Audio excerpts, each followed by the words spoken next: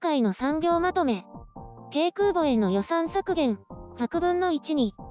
その分増えたマスクへの費用。まだ軽空母事業は諦めない。韓国政府は来年の防衛費予算52兆8401億ウォン、約5兆円を確定しましたが、導入を検討していた軽空母関連予算はほぼ全額カットされました。防衛事業庁は来年度の軽空母建造の設計費用として101億ウォン、約10億円を要求。しかし研究費である1億ウォン、約1000万円を除いた100億ウォンを削減されることとなりました。軽空母の建設は戦時作戦統制権の転換後を見据え、北朝鮮及び周辺国への牽制、自主国防の達成を目指して大統領府が積極的に推進してきたものです。その大統領肝入りの計画に対してストップがかかった背景には空母の必要性を疑問視する声が広がっているからのようです。海軍と防衛事業庁は手付金の10億ウォンだけでもと要求しましたが、これも却下されたようです。また、エンジン試験免除の結果障害が頻発し、以降の事業に遅れが出ている高速艇事業も1096億ウォン、約100億円を削減されるようです。代わりに兵士のマスク支給、毎週2枚を3枚に拡大するために161億ウォン、約15億円が増額されることとなるようです。とはいえ軽空母は2030年代前半の実戦配備が検討されているため、1年遅れても問題がないという見方もあります。再来年度に予算確保ができれば事業は継続されるだろうということです。ただ、そもそも狭い韓国に軽空母が必要か疑問視する声も根強く、今後も議論の対象となりそうです。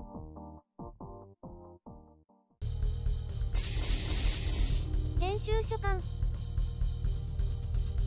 今回の概要。軽空母は必要ない。韓国が欲しがるしょうもない理由。原子力潜水艦というさらなる無駄。このチャンネルでは韓国がやることなすことを無条件に批判するつもりはありません。よそはどうか知らないけど。率直に言って韓国に軽空母は必要ないというのが私の考えるところです。空母の役割とは何かを考えるとそれは明確でしょう。空母はいわば移動する海の空港。韓国軍が戦闘機を搭載してどこに行くというのでしょうか。別に太平洋に出るわけでもなく、北朝鮮を攻撃するために軽空母が必要とは到底思えない。そんなに距離もないし。日本や中国に対抗するため。中国も目と鼻の先だし、日本の周辺を航海する。まさかね。全く意味がない。数千億円の費用と10年近くの時間をかける意味がない。周辺国への抑止力も増さない。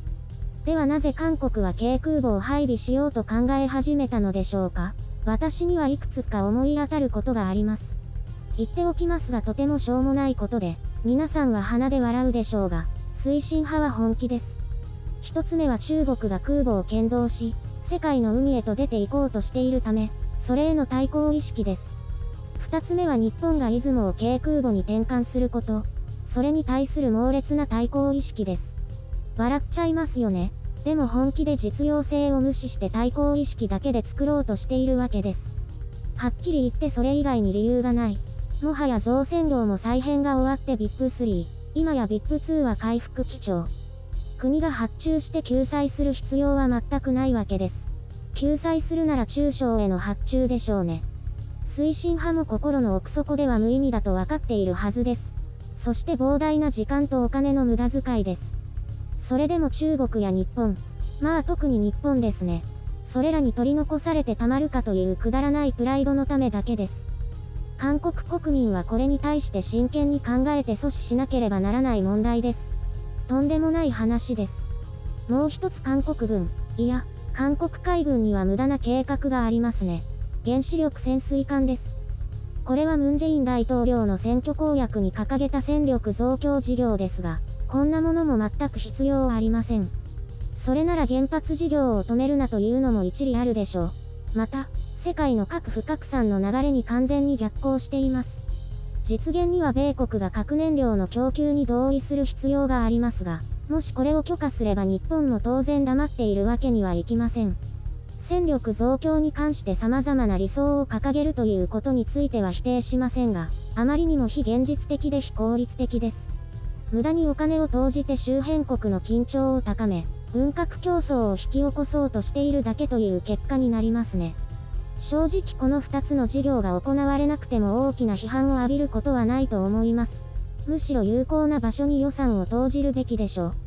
大体北朝鮮との関係が正常化すればどちらも不要なはず。南北関係改善という大きな絵を掲げたのでそれに邁進すればいいということです。もう頓挫気味ですけどね。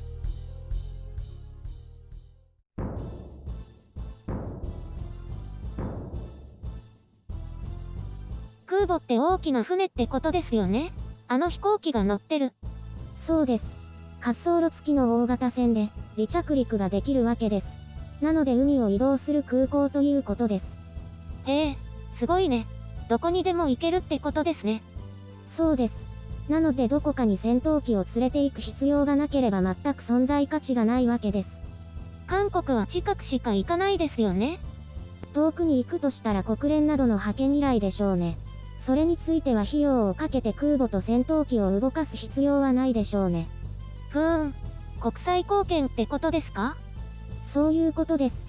大体平和維持活動なので空母や戦闘機を派遣する必要はないですね。ヘリは必要かもしれませんが。お金もったいないね。っていうか軍のマスクに何十億円もお金がかかるんですね。あれどういう計算なんだろね。週に2枚を3枚に増やすだけで15億円近くって。両者が儲かるのかな？そうかもね。普段使いは洗って使えるものでいいんじゃないかな。ワクチン打てばそれでいいんじゃない？まあまあ、軽貿易だからきちんとやるんだよ。でも週に3枚だったらどのみち毎日は買えない。使い回しですよね。そこ突っ込む。もうよくわかんないね。今訓練とかどうしてんだろうね。どこの国も防衛費にはお金かけたいんですね。相手に対して優位に立つ必要があるからね。それで抑止力が増せば費用対効果があるってこと。他と同じで競争社会なので仕方がないですね。軍縮すべきだというのは当然理解できますが、よほど公平じゃないとなかなか難しいですね。今はやっぱり中国が一番お金をかけているんでしょうね。そう。それもあってどうやって中国をくじくかというのが一つのテーマでもあるんです。なので韓国が一国で気張ってもどうともなる問題じゃないんですよね。より効果的なのは多国間連携だと思います。韓国ってアメリカ以外と連携してる？してないですね。一応は北朝鮮で手一杯ということで、東南アジア問題には中国を気にして首を突っ込まないです。賢い選択ってこと？まあ、大国の争いに巻き込まれたくないのと、北以外の問題には興味が薄いんでしょう。米中どっちが勝ってもいいようにと考えているのかもしれませんね。そっか。北朝鮮を言い訳にしてるんですね。国連の仕事はしてるから、アジア地域のいざこざはごめんというところなんでしょうね。なんだかずるいね。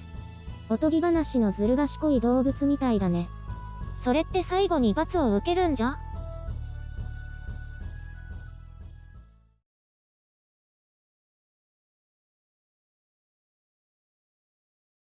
テレワークになるみたいなんだ。